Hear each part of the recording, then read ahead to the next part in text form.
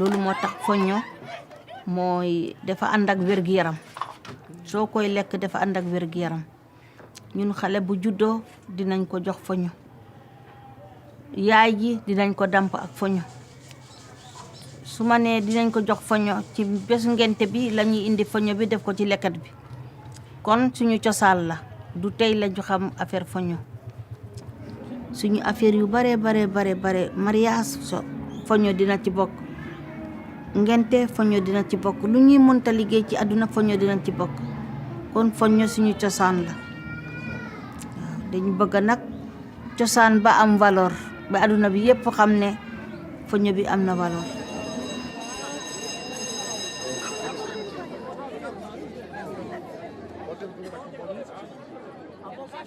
Et ce laboratoire est relativement unique en Afrique de l'Ouest francophone et s'occupe principalement d'enseignement et de recherche en nutrition et alimentation humaine, le plus souvent orienté vers la malnutrition de la mère et de l'enfant.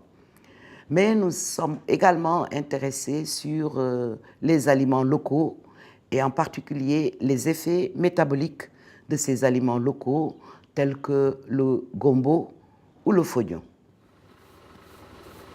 Le fognon, c'est vrai que c'est une céréale très peu exigeant en sol et exigeant en eau.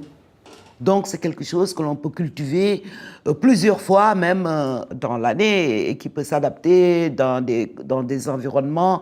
Elle ne concerne pas seulement le Sénégal, ça concerne aussi d'autres pays arides où il y a un problème d'eau, comme le Mali, ça peut concerner le Burkina Faso, d'où le Niger peut être concerné. Et c'est une céréale qui peut s'étendre sur une large proportion des pays de l'Afrique subsaharienne. Le fognon est une protéine qui ne contient pas de gluten. Or, certaines populations ont des intolérances au gluten. Le gluten qui est contenu surtout dans le blé.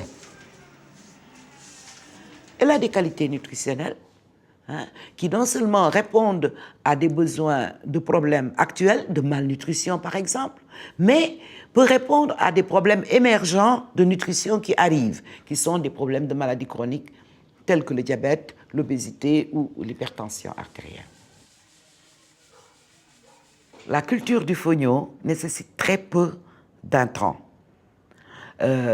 Pas beaucoup d'eau, on n'a pas besoin de mettre de l'engrais, il n'y a pas besoin de pesticides, donc c'est une culture bio. Ce que le monde a envie de voir et de manger à l'heure actuelle.